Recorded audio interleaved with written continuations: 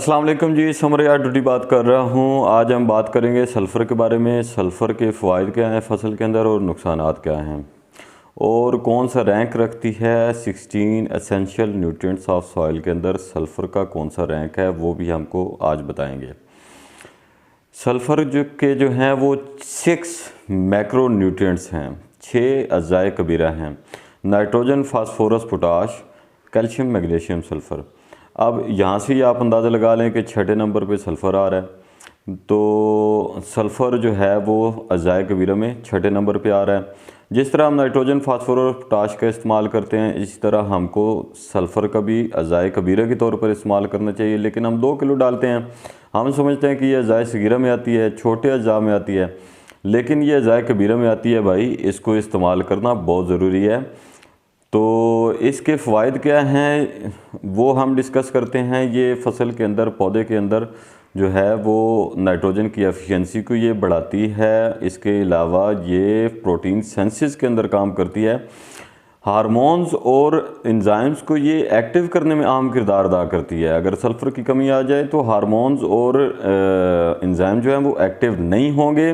जब वो एक्टिव नहीं होंगे तो आपकी फसल जो है वो परफॉर्म बेहतर नहीं कर पाएगी और पैदावार में कमी का बायस बनेगी। अब हम आते हैं इसके नुकसानात की तरफ। इसके नुकसानात ये हैं कि ये फसल को येलो कर देती है। अब उसकी पहचान क्या है? इसकी और नाइट्रोजन की पहचान जो है वो सेम लगती है, लेकिन थोड़ी सी डिफरेंट है, वो मैं आपको बता देता हूँ। जब आप फसल के अंदर जाएंगे तो आप देखेंगे कि अगर तो ओल्डर लीव्स यानी कि पुराने पत्ते येलो हो रहे हैं तो वो नाइट्रोजन की कमी की वजह से हो रहे हैं। अगर यंगर लीव्स यानी कि नए पत्ते वो येलो हो रहे हैं, पीले हो रहे हैं, उनकी टिप्स येलो हो रही हैं, पीली हो रही हैं, तो वो सल्फ़र की कमी की वजह से हो रही हैं। भाई, नाइट्रोजन की कमी की वजह से नहीं हो रही। तो ज़रूर उसके अंदर सल्फ़र की डेफिशिएंसी है, जब सल्फ़र की कमी है तो काइंडली उसके अंदर सल्फ़र का इस्तेमाल करें।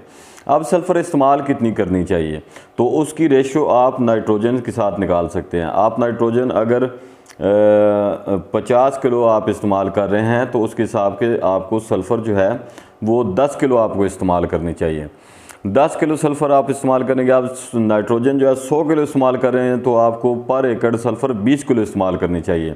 हम 2 केजी इस्तेमाल करके सल्फ़र जो हैं वो मुतमईन हो जाते हैं, तो उससे पैदावार में जो है हमारी खातिर खा कमी आती है। हमारी पैदावार की कमी की वजह ये है कि सल्फ़र की कमी ज़मीनों के अंदर बहुत ज़्यादा है, तो हम 2 किलो डाल के हम मुतमईन हो जाते हैं कि सल्फ़र की कमी को पूरा कर दिया हमने। लेकिन हमने सल्फ़र को अज़ाए सगीरा के तौर पर लिए हुआ है, इसलिए हम 2 किलो डालते हैं। लेकिन काइंडली खुदारा इसको अज़ाए कबीरा के तौर पर लें। ये 6 मैक्रो न्यूट्रिएंट है, छठे नंबर पर आता है ये अज़ाए कबीरा में।